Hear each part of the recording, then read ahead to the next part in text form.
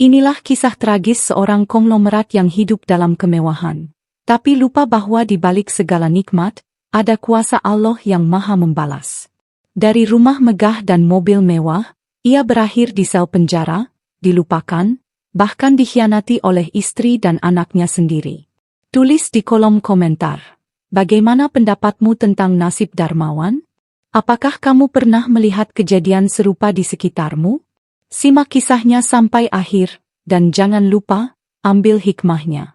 Di sebuah kota besar, berdirilah sebuah rumah megah dengan pagar besi tinggi berlapis emas. Mobil-mobil mewah berjejer di garasi seperti etalase pameran. Itulah rumah Darmawan, seorang pengusaha sukses yang dikenal tajir melintir, tapi juga terkenal karena kesombongannya. Darmawan bukan hanya kaya, tapi kaya karena cara yang haram. Ia memperoleh hartanya dari markup proyek pemerintah, suap, serta pinjaman yang tidak pernah dikembalikan. Baginya, nama baik tidak penting, yang penting gengsi tetap naik. Istrinya, Sari, adalah wanita cantik yang dulu berasal dari keluarga sederhana. Tapi setelah ikut Darmawan, ia berubah drastis. Dandanannya mencolok, tutur katanya tajam, dan gemar merendahkan orang miskin di sekitar rumahnya. Anaknya pun ikut-ikutan, memamerkan kemewahan di media sosial, seolah-olah hidup mereka adalah surganya dunia. Setiap sore, Darmawan duduk di teras rumah, ditemani cerutu dan secangkir kopi mahal. Ia menyaksikan tetangganya yang sedang kerja lembur dan berkata dengan senyum meremehkan. Kasihan, mereka kerja keras hanya untuk makan, sedangkan aku tinggal duduk, uang datang sendiri. Namun, di balik kemegahan rumah itu, ada suara yang tak pernah mereka dengar. Suara doa dari mereka yang pernah dizalimi. Mantan karyawan yang dipecat tanpa pesangon, mitra bisnis yang ditipu, bahkan tukang kebun yang hanya dibayar separuh dari janji. Satu malam, ketika langit begitu gelap dan petir menyambar tanpa ampun, Darmawan bermimpi aneh. Ia melihat rumahnya terbakar, keluarganya menangis, dan ia sendiri berdiri di jalanan, mengenakan pakaian compang-camping, meminta-minta. Saat terbangun, ia menganggap itu hanya mimpi buruk biasa, padahal, hari itu adalah awal dari kejatuhan. Tanpa ia sadari, satu demi satu pihak mulai bergerak. Proyek fiktifnya mulai diusut, nama perusahaannya disebut dalam kasus besar, dan rekeningnya mulai dibekukan. Namun Darmawan tetap sombong. Hukum itu bisa dibeli, kekuasaan bisa disogok, katanya. Tapi apa yang akan terjadi jika semuanya tak lagi bisa dibeli? Pagi itu, suasana rumah Darmawan masih tampak seperti biasa. Pelayan mondar-mandir membawa sarapan. Anaknya bersiap berangkat dengan mobil sport, dan Sari sibuk memilih tas branded untuk arisan. Namun, semuanya berubah dalam sekejap. Tiba-tiba bel rumah berbunyi keras. 3 pria berbaju hitam dengan badge resmi memasuki halaman. Diikuti mobil bertuliskan, penyidik khusus. Mereka mengantarkan surat penyitaan terhadap salah satu aset utama milik Darmawan. Pabrik tekstil yang selama ini menjadi mesin uangnya. Sari langsung berteriak histeris. Apa maksudnya ini? Rumah ini milik suami saya. Kalian tidak punya hak. Namun petugas tetap tenang, menunjukkan surat dengan cap resmi dari kejaksaan. Kami hanya menjalankan perintah negara, Bu. Silakan tanyakan pada suami ibu kenapa semua ini terjadi. Darmawan yang tadinya santai, langsung pucat. Ia mencoba menghubungi orang dalam yang biasa membantunya. Tapi anehnya, semua nomor sibuk atau tidak aktif. Rekan bisnisnya yang dulu menjilat, kini tak satu pun menjawab telepon. Bahkan sekretaris pribadinya diam-diam mengundurkan diri malam sebelumnya. Satu demi satu lubang terbuka. Berita tentang penyitaan pabrik Darmawan menjadi viral di media. Wartawan mulai mengepung rumahnya. Di media sosial, tagar Karma Darmawan mulai trending. Di sekolah, anaknya dipermalukan habis-habisan. Teman-temannya yang dulu memuji-muji, kini mentertawakannya. Video saat ia menghina anak miskin kembali viral, dan netizen mulai membalas dengan komentar pedas. Tapi puncaknya terjadi malam itu. Darmawan menerima kabar bahwa rekening pribadinya dibekukan sepenuhnya. Ia tak bisa mengambil uang sepeser pun. Sari mulai panik. "Mas, aku harus bayar tagihan tas-tas baruku minggu depan. Jangan bilang kita gak punya uang." Darmawan hanya diam. Untuk pertama kalinya, pria yang biasanya bersuara lantang itu tertunduk lesu. Dulu, dengan satu telepon ia bisa memindahkan miliaran. Kini, ia bahkan tak bisa membeli makan malam mewah. Namun kehancuran baru saja dimulai. Di luar rumah, puluhan buruh yang pernah dipecat sepihak mulai berdatangan. Mereka berdiri di pagar, membentangkan spanduk bertuliskan, "Kami tidak lupa." Darmawan mengintip dari balik jendela. Wajahnya pucat, keringat dingin membasahi lehernya. Ia sadar, ini bukan lagi masalah hukum. Ini tentang semua dosa masa lalu yang mulai kembali, satu persatu. Beberapa minggu setelah pabriknya disita, nama Darmawan sudah tak lagi harum. Semua mitra bisnis menarik diri. Proyek-proyek baru yang dulu mengantre, kini hilang tanpa jejak. Bahkan, rumah megahnya mulai dijaga aparat, dan pengacara-pengacara yang biasanya setia, mendadak, sedang di luar negeri. Puncaknya, sebuah surat panggilan resmi dari kejaksaan datang. Sari mulai menangis tiap malam. "Aku tidak mau tinggal di rumah ini kalau setiap hari dikerubungi wartawan. Mas, ini bukan hidup yang aku kenal." Tapi Darmawan tak menjawab. Ia lebih sibuk menutup wajah dengan topi setiap kali keluar rumah. Harga dirinya kini hancur lebih parah daripada asetnya. Anaknya dikeluarkan dari sekolah elit karena dianggap mencemarkan nama baik institusi. Semua teman menjauh. Bahkan, dalam satu video viral, anaknya ditolak mentah-mentah saat mencoba numpang ke rumah temannya. "Maaf ya, papi gak suka keluarga penjahat," ujar temannya sambil menutup pagar. Hari demi hari berlalu. Rumah Darmawan kini tampak suram. Lampu-lampu mewah tak lagi menyala. Para pembantu satu persatu mundur. Gaji mereka tak kunjung dibayar. Sari yang dulu tak pernah menyentuh sapu, kini harus membersihkan rumahnya sendiri. Sampai suatu malam yang tragis. Pukul 2 pagi, Darmawan dikejutkan oleh suara gaduh di luar pagar. Beberapa orang yang dulu menjadi korban penipuan Darmawan melempari gerbang rumah dengan batu dan telur busuk. "Ini baru awalnya, Darmawan. Ini baru permulaan," teriak seorang lelaki tua sambil menunjuk tajam. Darmawan tidak keluar. Ia hanya terduduk lemas di ruang tamu.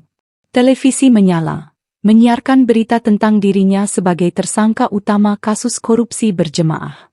Dan akhirnya, datanglah hari itu. Rumah mewahnya resmi disita negara. Darmawan dan keluarganya hanya diberi waktu 2 hari untuk mengosongkan rumah. Mereka tak punya tempat lain. Rumah-rumah cadangan di luar kota pun ternyata telah dijual diam-diam oleh partnernya sendiri. Rekening nol, harta bergerak pun menghilang.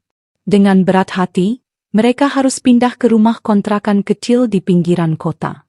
Rumah yang bahkan lebih kecil dari garasi mereka dulu. Sari yang tak tahan hidup tanpa pendingin ruangan, mulai stres. Anaknya tak keluar kamar. Darmawan hanya bisa termenung di beranda, memandangi langit malam yang dingin dan sepi, sama seperti hatinya. Kini, ia hanya menunggu panggilan resmi dari pengadilan. Dan saat itu tiba, tak ada jalan pulang lagi. Hari itu datang lebih cepat dari yang Darmawan duga. Sebuah mobil hitam tanpa plat resmi berhenti di depan kontrakan kumuhnya. 2 petugas turun, lengkap dengan seragam dan borgol di tangan. "Pak Darmawan, Anda resmi ditahan atas tuduhan korupsi, penipuan investasi, dan pencucian uang." Wajah Sari langsung pucat. Ia menangis sambil memegang lengan suaminya. "Mas, jangan tinggalin aku. Kita harus lewati ini sama-sama." Namun Darmawan tak sanggup bicara. Ia tahu, di balik pintu besi yang akan menantinya, tidak ada lagi kemewahan, tidak ada koneksi. Hanya deretan tembok dingin dan bayang-bayang dosa masa lalu. Di dalam tahanan, semuanya berubah. Tak ada perlakuan istimewa. Darmawan yang dulu dikelilingi penjilat, kini bahkan tidak dihormati napi lainnya. Ia disebut raja palsu dan sering dijadikan bahan ejekan. Di luar penjara, Sari mulai tak tahan. Hidup di rumah kontrakan, tanpa uang, tanpa gengsi, membuatnya kehilangan arah. Ia mulai sering keluar malam, mengunjungi teman-temannya yang dulu pernah ditinggalkan. Dan pada suatu malam, semuanya terbongkar. Darmawan menerima surat dari pengacaranya. "Pak, saya minta maaf. Bu Sari menggugat cerai. Dan semua aset yang dulu masih tersisa, sudah diam-diam dialihkan atas nama dia. Dia pergi ke luar negeri seminggu lalu." Dunia Darmawan runtuh. Istrinya, wanita yang dulu ia banggakan, telah meninggalkannya. Semua harta yang ia kumpulkan, kini tak bersisa. Anaknya menghilang, entah kemana. Mungkin tak sanggup menanggung malu dengan nama keluarga yang kini jadi aib nasional. Di dalam sel, Darmawan hanya bisa duduk diam. Ia bukan lagi Darmawan sang konglomerat. Ia hanya tahanan nomor 73B, yang menunggu giliran untuk disidang. Hari demi hari ia jalani dalam sepi, tanpa surat, tanpa kunjungan. Semua orang menjauh. Hanya suara dalam hati yang terus mengganggu. Suara para korban yang dulu ia sakiti, suara-suara dari masa lalu yang tak pernah ia dengarkan. Namun semua belum berakhir. Di dalam penjara itu, Darmawan mendengar kabar dari sesama narapidana tentang satu orang misterius yang dulu pernah menjadi buruhnya, kini naik menjadi pengusaha sukses. Nama orang itu terdengar begitu familiar. Dan kisah itu akan membuka lembaran terakhir dari nasib tragis Darmawan. Di sebuah siang yang pengap dalam penjara, Darmawan duduk termenung di sudut sel. Napasnya berat, matanya kosong.